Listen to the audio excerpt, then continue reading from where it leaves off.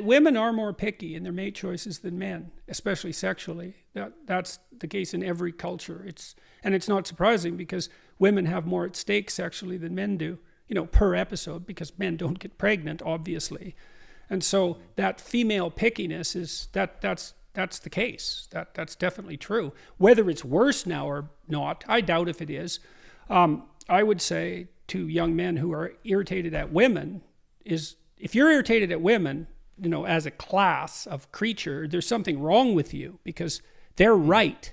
You're wrong. They're right to not pick you. If they're not picking you, it's because they're right. Wow. Now, that might get, I know that's a terrible thing to say, and I know perfectly well, it wasn't like I was particularly successful with girls when I was young. So I know what that rejection is like. I know what that fear is like. I don't know it as well as some men know it because I wasn't rejected outright. But what you have to understand is that, what do you expect from women? If you got pregnant because you had sex, you'd be pretty damn choosy too. So, clue in a bit. And then, well, don't they find you attractive? Well, maybe you're not. Like, have you paid attention to how you dress? Do you have a plan? Are you as educated as you could be? Are you a liar? Are you a rabid pornography user? Because maybe that's undermining your motivation to seek out a woman and grow yourself up. It's like, if you're rejected constantly and you're out there really trying, because that's another thing to ask yourself is, well, how many women have you actually asked out? And are you so sure that you're not picking women who will certainly reject you because you're trying to bat out of your league?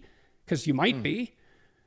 So, and I'm speaking about this as a clinician too, because I had plenty of men in my practice who were, radically unsuccessful with women. I had one man in particular, he was so afraid of women, he couldn't use the phone. He was too afraid of everyone to use the phone. And he had been bullied like mad, and he had his problems. So I know what this is like, but pornography is a big problem.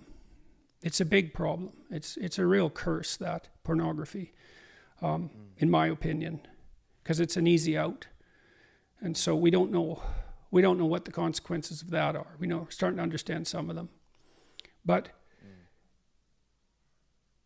if you were better, you'd be more successful with women. Yeah. So you have to have that in your mind. And you cannot be angry at women. It's stupid. Women, it's like women being angry at men. It's a sign of psychological trouble, that.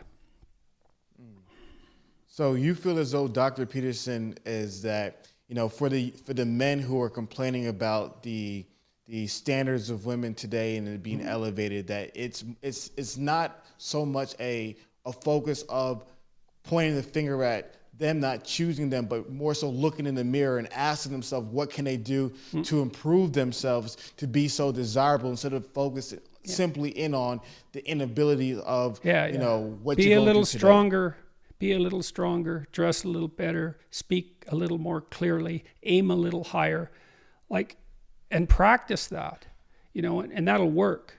Now, I know that that's more difficult for some people than others, because some people bear incredibly difficult developmental burdens, and I'm not saying that this is easy, but I'm saying that it's a useful reaction. Like, what else are you going to do? What else are you going to do? Complain about women? I've seen that in men. I went out with a group of men who were having trouble with their wives, and they'd gone off to this couples retreat, and it was mostly rubbish, although they were trying a bit to get their lives together. And I spent a whole day with them. There were 3 of them. And one of them was a guy that I'd known for quite a while. And every single word he said was a lie. And all these 3 did the whole day was complain about their wives. And I thought, what the hell's wrong with you guys? You picked them. They're these women you picked, and maybe they have their flaws, but they're your wives. And that's how you talk about them? And you think they're the problem? You're so dumb that you don't even know that you shouldn't badmouth your wife. Just because she's your wife. Like when Tammy and I got married, we had a discussion about that. It's like, She has her flaws and I have my flaws, but I'm her husband and she's my wife. And there's a certain respect that goes along with that category, if you have any sense. And so that's an extension of the same thing. You know, it's best to look to yourself. Now and then you can, you know, things have gone rotten in society and you have to bear your responsibility. You have to address that at a social level and a communal level. But fundamentally, it's like, and you do so much less harm if you look to yourself first as the problem. But then believe me, you're plenty of problem for you. You're all the problem you need for you. That's for sure.